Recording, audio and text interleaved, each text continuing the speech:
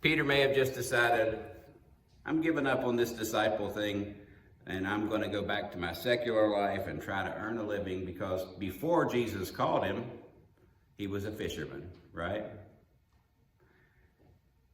And we had just read last week how Jesus appeared to the disciples twice. First once, and then the second time about a week later, he appeared to the disciples. And he told them, I'm sending you in my name. And he had breathed on them the Holy Spirit in their last meeting. And then he left them alone for a while. We don't know exactly how much time passed between the second and this third appearing. But he left them alone for a while. But he had told them he would meet them in Galilee. And at least he had told Mary to tell them, I'll see you later in Galilee. And I think maybe Peter decided, well, I got to do something. Got to support myself somehow. I started in ministry kind of young. I was preaching when I was 18, and I was pastoring when I was 20 something, 1986, 25. I was pastoring my first church when I was 25 years old. Went to the second one when I was 28 years old.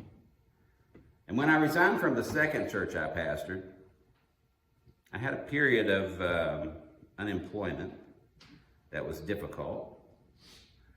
And I don't know if you realize this, but it's not easy to find a job when your education is Bible college. And when your job experience is, I've been a pastor for the past 8 years.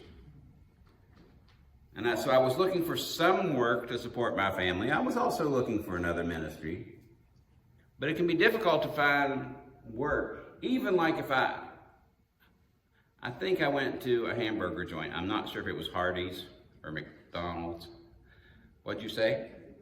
McDonald's, you think? I went to McDonald's to see if I could get a job flipping hamburgers, and they're like, well, looking at your work experience, I don't think we want to hire you and train you for a job, because you'll probably just go to the next church that calls as soon as they call. So I couldn't even get a job at McDonald's. And I wonder if Peter, sitting on the shore, just thought, well, I got bills to pay. I got a family to support. We need some money to support our families. And Peter's work history and experience was being a fisherman for several years probably, but the past 3 years, he'd just been a disciple of Jesus. He probably felt confident, though, that he could get on a boat, go out and catch some fish, and make some money. I don't know this, but I think he was probably on Zebedee's boat, because James and John are the sons of Zebedee, and they're the ones who went with him. And Zebedee probably still had his boat. So the other disciples, when Peter says, I'm going to go fishing, they said, we'll go too. We'll go with you. So the fishing party includes Peter, Thomas, Nathaniel, James, and John, and 2 other disciples not named. And I'm going to assume, again, it's an assumption though, that one of those people not named was Peter's brother Andrew, because Peter and Andrew were fishermen. James and John were fishermen. Nathaniel, it says, was also from Galilee. I don't know that he was a fisherman, but he was from the area. He had to know something about the business, probably. But we know Peter, Andrew, James, and John were all actually not just fishermen, but they were fishing when Jesus called them to follow him and be his disciples. They were going out to fish at night. I love to fish at night. I don't do it as much now because I like to go to bed early. But it seems they went out fishing at night and they were having a terrible time of it. It says they fished and caught nothing. I've been on trips. I went on a trip with my friends to a lake in Virginia. And one of my friends, his parents had like one of those party boats. It's a pontoon boat. And he said, let's go down and we'll take my parents' pontoon boat. We'll go fishing. So there was a group of the guys that we had a men's group together. We went down and we fished. And Skip was my buddy who, he's since passed away, but he said, well, sometimes my parents call this the Dead Sea. It was actually Smith Mountain Lake, but the Dead Sea, because they don't catch nothing. And I wondered if one of the disciples said to Peter, have we made a mistake? Are we on the Sea of Galilee, or is this the Dead Sea? It feels like the Dead Sea tonight. We're not catching anything. And I can honestly say, I've never stayed out all night fishing and caught nothing. And you have to take that as exactly what I said. I have fished at night and caught nothing, but I've never fished all night and caught nothing. And I probably have fished all night, even when I was a kid, but I always caught something, because if I wasn't catching anything, I would quit. But they were out fishing all night. Kenny Rogers had that song. He says, you got to know when to hold 'em and know when to fold 'em. You know when to walk away, know when to run. Well, if the fish aren't biting, there's no need to keep throwing it in there, right? Or you've got to try a different hole or a different bait or something. But I think it says something about their sense of desperation that they just kept throwing out their nets and pulling them up empty. So John 21 verse 4-6 says, early in the morning, Jesus stood on the shore, but the disciples did not realize that it was Jesus. He called out to them, friends, haven't you any fish? It's kind of a negative phrasing of the question. Haven't you caught nothing? No, they answered. And he said, throw your net on the right side of the boat and you will find some. When they did, they were unable to haul the net in because of the large number of fish. So can you imagine if you'd been out in your boat and you've been a professional fisherman, and somebody on the shore says, you catching anything? That's what I hear when I'm fishing. You catching anything? I don't have to be honest, but I'm going to. Sometimes I say no even when I have. Because I don't want them to come climbing down and sit on my lap, or fish right beside of me. Or if they say, where'd you catch them fish? In the water. I had people ask me that on Facebook. Where'd you catch those fish? In the river. A good fisherman does not reveal his sources all the time. Not to just anybody on Facebook, for heaven's sake. But their sad answer was, no, we've caught nothing. And they were telling the truth. And they didn't recognize, it's interesting, is they didn't recognize this was Jesus on the shore. It's not the first time he's not been recognized since the resurrection. But it seems strange, since they didn't recognize him, they followed his advice. If it was Jesus, and if they knew it was Jesus, they would have followed his advice, surely. But not knowing, they followed the advice, throw your net on the right side and you'll find some fish. And when I say it's kind of strange that they did it, I also say maybe not so strange, because if you're having zero success, it's a little easier to follow somebody else's advice, isn't it? I went squid jigging for the first time last year in 2024. I'd met some people when I was trout fishing, and they were asking me how to catch trout, and I was telling them, they said, it's our first time to fish like this, and I said, what do you normally do? And they said, we fish in salt water. And I said, in a boat? No. I said, do you squid jig? And they said, yeah. And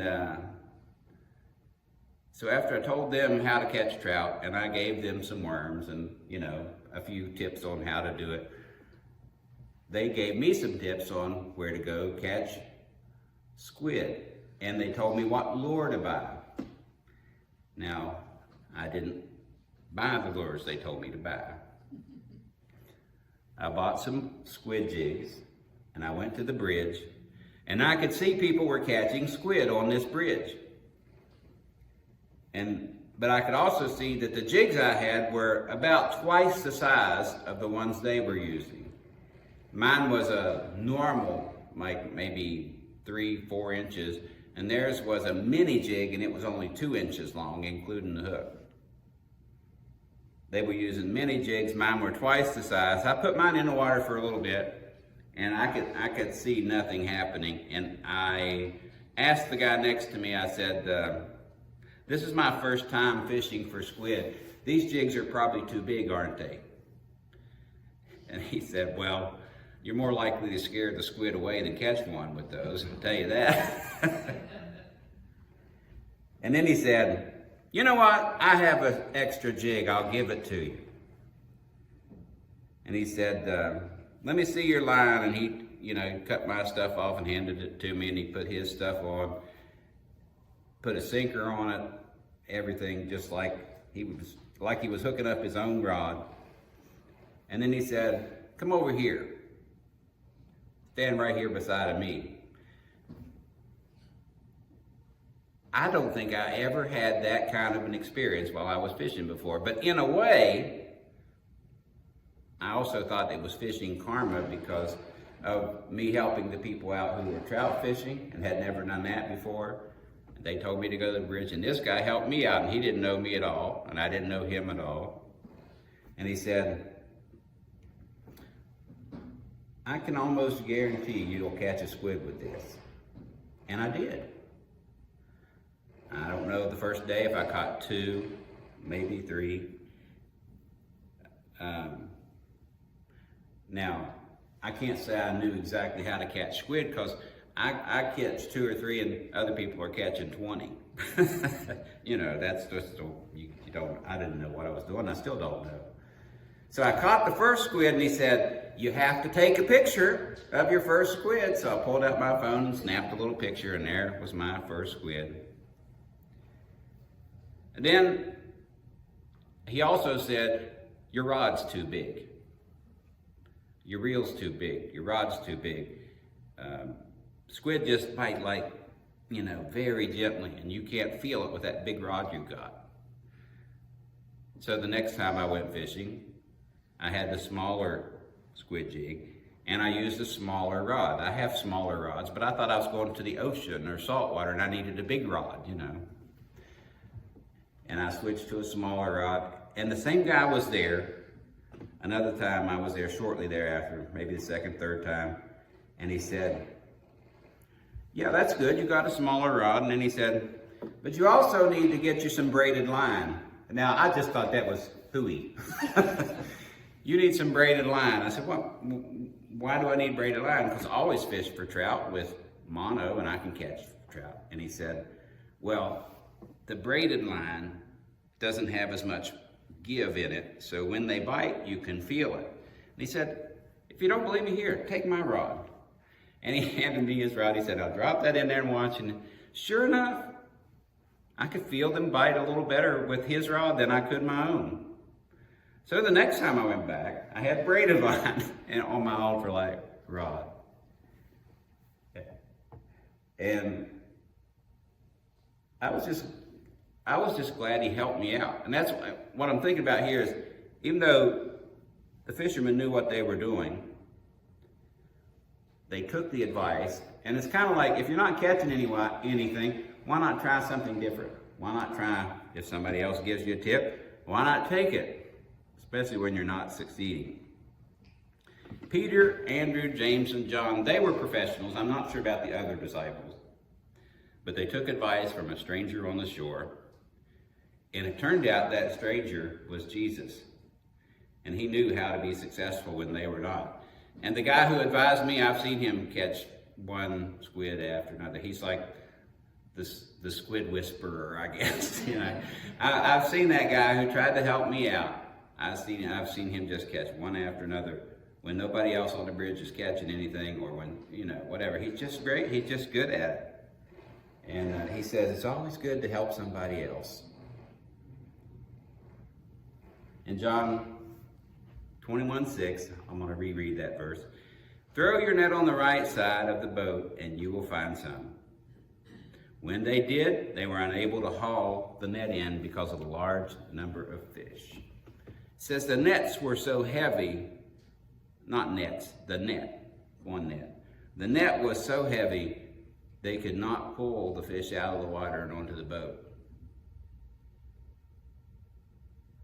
I've tried to train my grandkids a little about fishing, and I tell them that the key to catching fish, you want to know the secret? You have to keep that worm on your hook in the water. We were trout fishing, So you have to keep your bait in the water. And it's the same way, I'm sure, with the net, is you have to keep throwing the net out in the water, because you're not going to catch anything if your net's laying on the boat. And you're not going to catch anything if your worm is in the jar or not in the water. I have used a casting net a few times, just catching small bait fish or shrimp or something like that.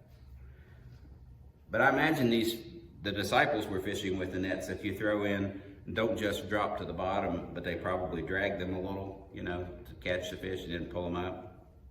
In any case, you got to put the net's got to be in the water. And then there's a realization that occurs at the moment of the catch. And it starts with the apostle or the disciple John, who became the apostle John, the writer of our gospel. John 21:7. The disciple whom Jesus loved said to Peter, "It is the Lord." And as soon as Simon Peter heard him say, "It is the Lord," he wrapped his outer garment around him, for he had taken it off, and jumped into the water. The other disciples followed in the boat, towing the net full of fish, for they were not far from shore, about 100 yards. It didn't matter that the disciples were striking out on their own, literally striking out also, catching nothing. Jesus came to them, and he was there, and he advised them.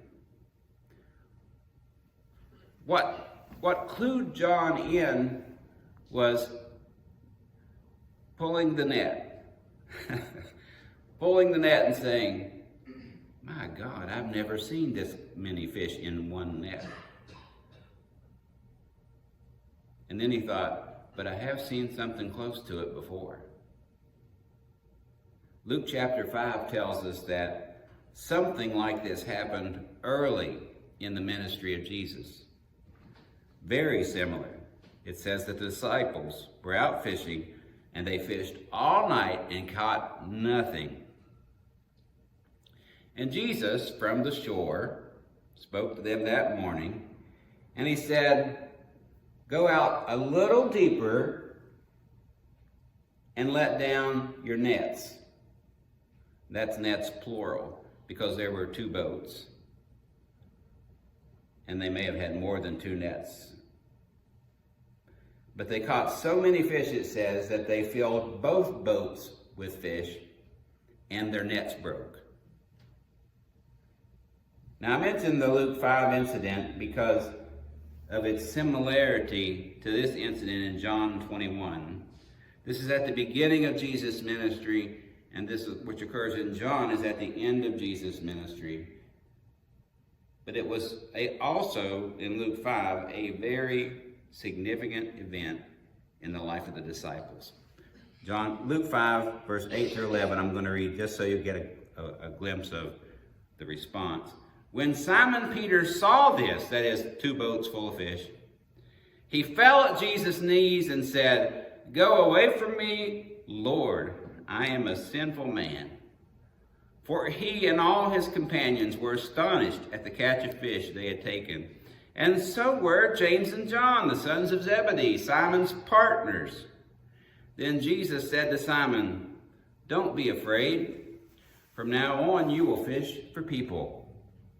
So they pulled their boats up on shore, left everything, and followed him. This is why I say that first event was so significant in their lives. They caught more fish than they'd ever caught in their lives, and they pulled their boats on the shore, and they followed Jesus. I'm assuming they actually left the boats that day, and they actually left the fish that day, and probably someone from their family came and took all the fish off the boats and took it to the market or whatever. But that was a day that John and Peter and James and Andrew could never forget. That's the day they decided to follow Jesus. They pulled their boats ashore, left them, and followed Jesus. We I'd be tempted like, hey, Jesus, could you join my fishing business for a little while? Because obviously, you know more about this than I do. They decided to follow Jesus, though. They didn't ask Jesus to join the fishing business. They decided to follow Jesus, and they left everything. And I think sometimes we need a reminder. Hopefully we've had a similar experience in our own lives where you decided you would follow Jesus, really. And you need to be reminded of that. We need to be reminded of that we have decided to follow Jesus. I believe the disciples had been discouraged and confused at the death of Jesus. It says they were overjoyed when they saw him in his resurrected state. But then they probably were still a little uncertain as what is going to happen now. What are we going to do now? So that finally Peter said, let's go fishing. We can always try that. This second great catch demonstrates that some things hadn't really changed. Jesus was the same as he was when they first pledged their lives to follow him. And they needed to follow through on that initial commitment and continue to follow him. Maybe what Revelations they tell the church at Ephesus, remember your first love. Remember who you saw him to be during your time with Jesus. Remember that he had called you to come follow me. And I will make you fishers of men, not fishermen. When John said, it's the Lord,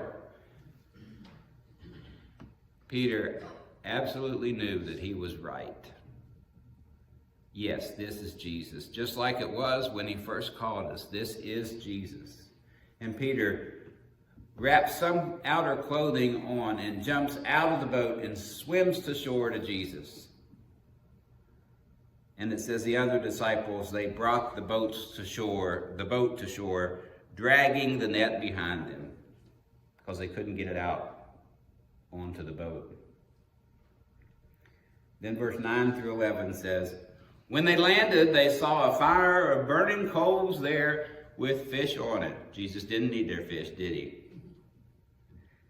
And some bread. But he does say, verse 10, bring some of the fish you just caught. We don't want to let them get away. Apparently, the net was still attached to the boat, but it was laying in the water, right? So it says, Simon Peter, verse 11, Simon Peter climbed back into the boat and dragged the net ashore. It was full of large fish, 153. But even with so many, the net was not torn. When Peter got to the shore, Jesus already had a fire. He already had bread. He already had some fish cooked. And he said, bring some of the fish you caught. The other disciples had come in by that time, I guess, and Peter got back on the boat, grabbed the net, and drug it ashore, it says. And it was full of large fish. He said, why on earth does it say they caught 153 fish? If you caught that many fish, wouldn't you want to know how many you caught? I mean, they do that. They make those fishing reports on the charter boats every day. Tell you how many people caught their limit and all that stuff. Fishermen take time to count their fish. And they were probably going to share the fish and the proceeds from them. This was 153 fish in one net. And the net did not break. If it were me, I think I might have done a little more than just count the fish. When I catch fish, I could tell you my fish were 10 and 7 pounds. You know, those big bluefish. I weighed them. I measured them to see how long they were. One of them was about 3 feet long. And I would have wanted to measure and weigh the fish and see how big they were and calculate how much we were going to get if I was a professional fisherman, which I'm not. You know, when they catch these big tunas, that's what they do. They pull them up, see how much they weigh, how much they're going to get for them. Oh, there's also other stuff now they didn't have back then. Like now when you go out on a boat and you catch a haddock, you have to measure it. And it has to be at least 16 inches long before you can keep it. Anyway, we do like to see how big they are.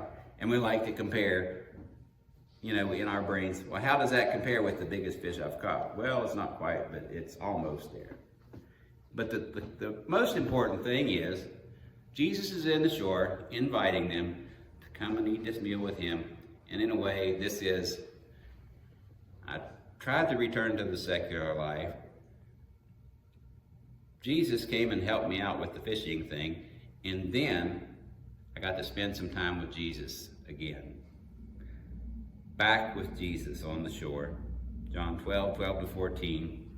Jesus said to them, "Come and have breakfast." And none of the disciples dared ask, "Who are you?" They knew it was the Lord. Something about, they'd seen this before. Jesus took bread, gave it to them. He took fish, gave it to them. I would be thinking, wow, remember when he fed 5,000 people with that little boy's lunch? You know, and here you got 153 fish that we don't even need. Jesus came, took the bread and gave it to them, and he did the same with the fish. And verse 14 says, this was now the third time Jesus appeared to his disciples after he was raised from the dead. They'd seen Jesus feed the multitude, and now he's feeding his disciples, giving them fish and bread with his own hands.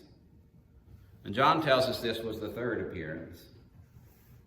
We read about the other two in the previous chapter, John chapter 20, where he appeared to the disciples, and then a week later to the disciples with Thomas. And I'm sure on the shore of Galilee, this felt amazing.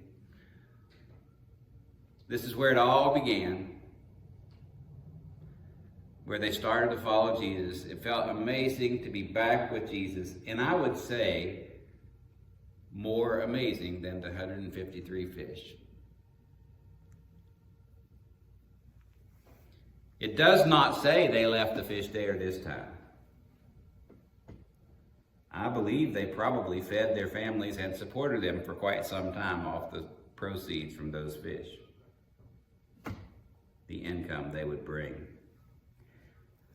3 years ago, they had left everything on the shore of Galilee to follow Jesus. And this fishing trip and Jesus showing up again feels like an opportunity to re-enlist. You know, I signed up 3 years ago.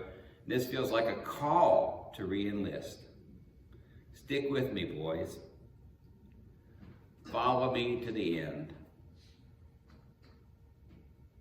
When Jesus calls you, you should follow him no matter what else happens. And you'll find he will be there for you no matter what.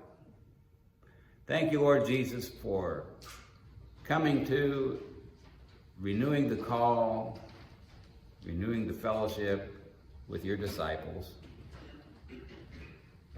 Thank you for coming to renewing the call to us, saying, follow me. Yes, continue following me. In Jesus' name, amen.